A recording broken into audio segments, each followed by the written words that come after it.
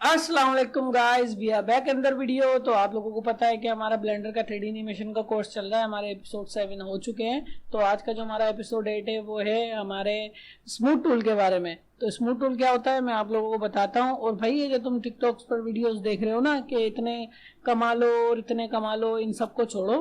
कोई भी एक चीज जो आपको पसंद है, ग्राफिक डिजाइनिंग या Adobe Premiere Pro, video editing वगैरह, आफ्टर इफेक्ट्स, जो भी कोई भी एक चीज पसंद हो, एनिमेशन हो गई, जो भी चीज एक चीज कोई पसंद हो उसके ऊपर फोकस करो और वही जहां से आपको बेहतर लगे वहां से सीखो। अगर एडोब प्रीमियर प्रो और ना ये ऐसी चीजें सीखना चाहते हो, इलस्ट्रेटर वगैरह, तो जीएफएक्स मेंटोर, मैं चैनल उनका डिस्क्रिप्शन में लिंक दे दूंगा। जीएफएक्स मेंटोर, आप उनके पास जाके देख सकते हैं। मैंने भी प्रीमियर प्रो उनके पास ही सीखा था, ठीक है ना। तो अगर आप ऐसी चीजें सीखना चाहते हैं तो आप कोई भी एक चीज चुनो और वही सीखो। तो फिलहाल अभी हम एपिसोड 8 है हमारा स्मूथ टूल के बारे में, ब्लेंडर का। तो चलते हैं अपनी स्क्रीन की तरफ। तो भाई सबसे पहले हम अपनी स्क्रीन पर आ जाएंगे ब्लेंडर की स्क्रीन पर आने के बाद मैं आपको स्मूथ टूल की क्लास दे रहा हूँ। तो मैं स्मूथ टूल बता देता हूँ होता क्या है, ठीक है। अब बाज दफा जो भी हम चीज मॉडल करते हैं, मॉडलिंग करने के दौरान जो उसका मैश होता है वो स्मूथनेस उसमें बिल्कुल भी नहीं होती, वो बिल्कुल टेढ़ा मेढ़ा होता है। तो उसके लिए हम स्मूथनेस ऐड करते हैं, ठीक है। अब जैसा कि ये है, अब इसके अंदर देख रहे हो कोई भी स्मूथनेस नहीं है। जो इसके एजिज हैं जो आपको दिख रहे हैं, इसके जो फेस है वो कि बहुत अजीब, बहुत ज्यादा अजीब लग रहा है। तो हम जल्द अभी जैसे एक तरीका तो ये है, शेड स्मूथ कर लो या ऑटो स्मूथ कर लो, ठीक है। कंट्रोल सेट करता हूँ, ठीक है। इस ऑटो स्मूथ से थोड़ा कम होता है, शेड स्मूथ अगर आप डायरेक्ट कर दोगे तो ये और ज़्यादा हो जाएगा। इसको कंट्रोल सेट करो। तो उसके लिए ऐसे भी कर सकते हैं, लेकिन और अच्छा ज़्यादा करना चाहते हैं तो उसके लिए मॉडिफायर्स आता है। और मॉडिफायर्स के बारे में बताता चलूँ कि जितने भी मॉडिफायर्स हैं मैं इसकी एक ही क्लास बनाऊंगा 10 मिनट की, जिसके अंदर मैं आपको पूरे जो मॉडिफायर है उनका बेसिक समझा दूंगा। 10 मिनट के अंदर मैं इंशाल्लाह इनको कवर कर दूंगा। ये कवर हो जाएंगे, उसके बाद जब जब हमारे मॉडिफायर्स के काम आते रहेंगे मैं आपको उसके अंदर और बेसिकली डीप के अंदर समझाता रहूंगा, ठीक है। तो फिलहाल अभी हम बात करेंगे इसको स्मूथ करने की। तो मॉडिफायर्स पे जाएंगे, ये जो हमारा पाना बना हुआ है ना, इस पे क्लिक कर देना बस। और एड मॉडिफायर पे जाके सब डिवीजन सरफेस, इस पे क्लिक करेंगे तो उसके बाद देखोगे थोड़ा बहुत स्मूथ हुआ। अब इसके लेवल्स हैं, अब ये लेवल 3 कर देंगे तो और स्मूथ हो जाएगा, लेवल 4 कर देंगे और स्मूथ हो जाएगा, जितने लेवल बढ़ा देंगे।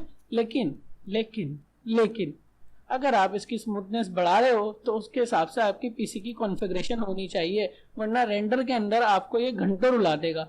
घंटों रुलने से बेहतर है कि आप अपनी पहले जो अपना मॉडल है उसको तैयार कर लें रेंडर से पहले। अगर आप बहुत दफा ऐसे बंदे करते हैं, ये चलो भाई यहाँ से 6 कर दिया, अब काम कर रहे हैं वो, और उनका पीसी लो, बिल्कुल लो हो जाता है, काम ही नहीं करता। तो आप जब कर रहे हो उसको 3 पे रख लें और उसके बाद अपना काम करें।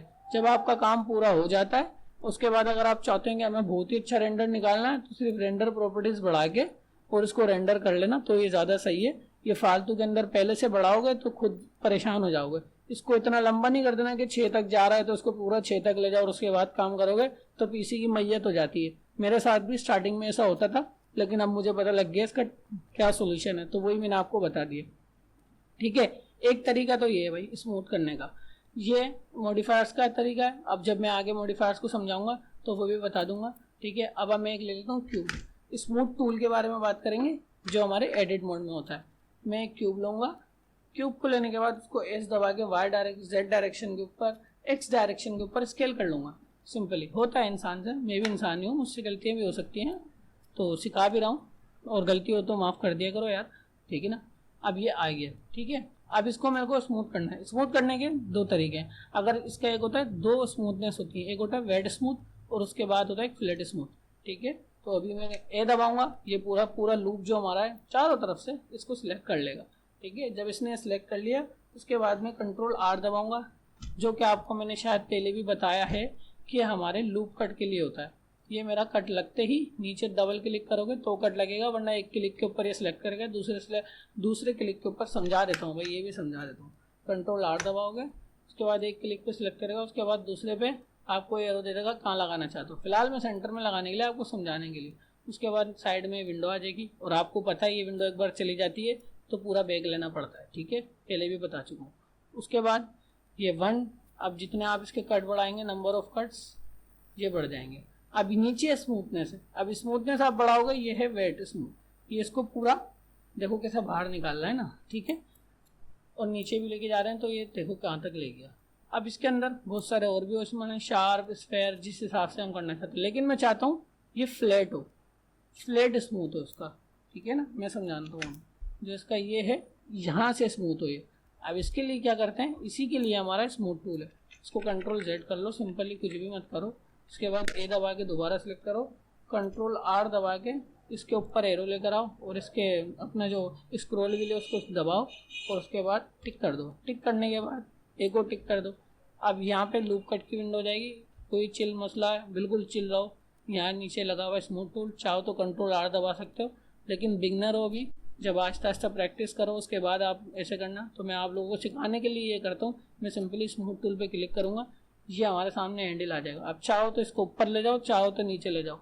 जैसे ही आप इसको हल्का सा नीचे करोगे ये विंडो आ गई आपके सामने। अब जब ये विंडो आ जाए ना आपके सामने, ये हमारी स्मूथ टूल की है। एक्स वाई जेड ये हमारे एक्सिस होते हैं, जिस हिसाब से आप इसको एक्सेस करना चाहते हो। तो ये हमारा अभी ये देखो, ये मैंने इसकी स्मूथनेस बढ़ाई, ये हमारा खंबा बन गया। मगर आपने पिलर देखे होंगे ना, थोड़ा जूम कर देता हूँ, बिल्डिंगों के अंदर ऐसे लगे हुए होते हैं, तो यही है वो हमारा पिलर, ऐसे बनते हैं, ठीक है। अब उसके बाद ये इसके रिपीट है। अब जैसे मैं इस पर 0.5 लिखता हूँ, यानी इसको मैं हाफ इसको कर देता हूँ। अब ये रिपीट जो है, अब अगर मैं 2 कर दूंगा तो ये 1, इसकी वैल्यू समझ लो ये 1 हो रही है, इसकी वैल्यू 1 हो गई। 3 कर दूंगा तो इसकी 0 पॉइंट की वैल्यू हो गई, यानी 1.5 इसकी वैल्यू हो गई टोटल। जो रिपीट है, ये जो ऊपर की वैल्यू है इसको डबल कर देता है, ठीक है। इसमें इसको अभी पहले 2 कर देता हूँ, इसको 2 कर देता हूँ, 12 नहीं, खाली 2 करना, वरना मसला बन सकता है तुम्हारे लिए। उसके बाद X axis, Y axis, Z axis. Axis का आपको पता ही है कि अगर आप जेड एक्सिस को सिलेक्ट करोगे तो ये सिर्फ जेड एक्सिस पे काम करेगा, ठीक है। उसके बाद ये जेड एक्सिस पे काम कर रहा है। उसके बाद अगर वाई एक्सिस पे करोगे तो ये वाई एक्सिस पे काम करेगा, ये देखो काम कर रहा है वाई एक्सिस पे। अभी ये जेड एक्सिस पे भी करना चाहें तो जेड एक्सिस पे भी करेगा, ठीक है। अगर फिर एक्स एक्सिस पे करना चाहो उस पर ये बिल्कुल भी नहीं करेगा, क्योंकि एक्स एक्सिस हमारा भी ऐसे है।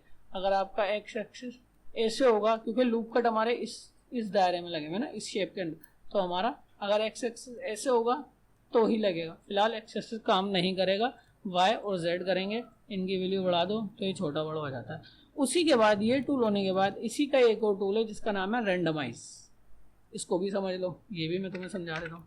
चलो भाई, ये दोबारा इसको कंट्रोल Z कर दिया। कंट्रोल Z करने के बाद दोबारा कंट्रोल R दबा दो, और कंट्रोल R दबाने के बाद एक लगाने के बाद लूप कट के नंबर बढ़ा सकते हो। बोले बढ़ा दो यार, मैंने भी बढ़ा दी, तुम भी बढ़ा देना। समझा रहा हूँ, थोड़ा चिलविल हो जाता है तो माहौल ये है कि सीखने में तुम्हें मज़ा आता है, वरना तुम कहाँ परेशान, तुम बोलोगे यार कहाँ हमारे गले मार दिया। अब जब ये रेंडमाइज पे क्लिक करोगे तो रेंडमाइज कुछ इस तरीके से दिखता है, ठीक है। रेंडमाइज लिखा हुआ आ रहा साइड, इसको चाहो तो बड़ा ऊपर कर लो या नीचे कर लो।